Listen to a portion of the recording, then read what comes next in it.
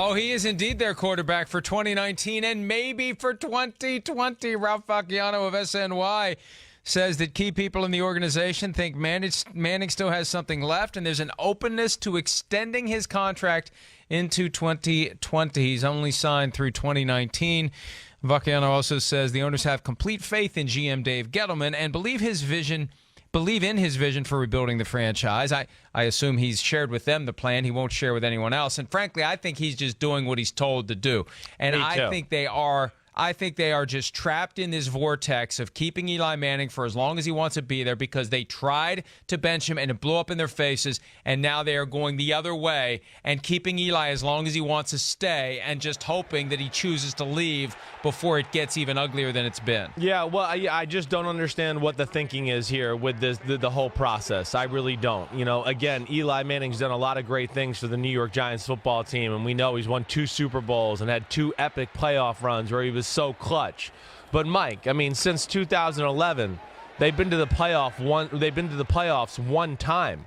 Okay, 2016, where it wasn't exactly like Eli blew us all away with his play the year they went to the playoffs in 2016. It was a lot of, Odell Beckham Jr. slants taking it to the house. It was the #1 defense in football. His quarterback rating that year was 86. It was somewhere in the mid-20s as far as NFL starting quarterback. So to me, it makes no sense when you look at it on film and you look at the play, and I evaluate it as a player evaluator, and it makes no sense just as a common fan with the optics on the outside to go, wait, we've been to the playoffs once since 2011, and we are going to continue to ride or die with this quarterback and make excuses and just constantly kind of pedal or push this conversation for drafting a quarterback or moving on down the road, and I don't understand it. Mike, I mean, listen to the records. I mean, it's 2013, it's 7-9. 14 is 6-10. 15 is 6-10.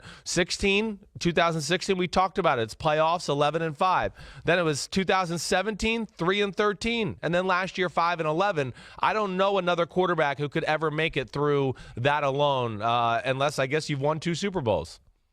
Last week, Shireen Williams was with me for one of the radio segments on PFT Live when we were in Arizona, and she's got one of the votes for the Hall of Fame. And her thinking is that Eli Manning is doing damage to his potential enshrinement chances by playing as poorly as he has late in his career. Now, in my view, the hay's in the barn, it stays in the barn.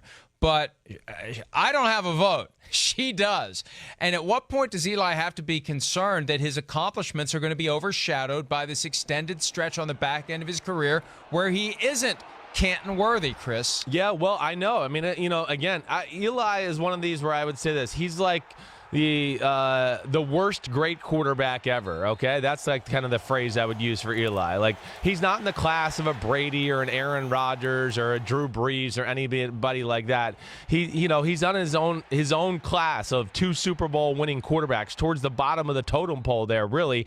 We're talking about a quarterback who was 2 games above 500 for his career. Those things like that, they don't ring like, oh man, slam dunk Hall of Famer right out the bat there. And if he doesn't have a good year this year and the Giants don't have a good year, he could be below 500 when all said and done. Would you rather be the worst good quarterback or the best bad quarterback? I would rather be, I don't know, that's a good question. I guess I'd rather be the worst best quarterback instead of the best worst quarterback. Yes. Because if you're the worst best quarterback, you at least have a Super Bowl ring. Exactly, that you can right. say, right. Hey, somehow you're on an I impressive earned this. list. You're just on the bottom of it. More PFT Live right after this.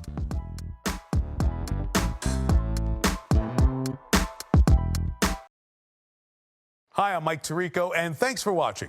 Make sure to hit subscribe for the latest news and highlights from NBC Sports.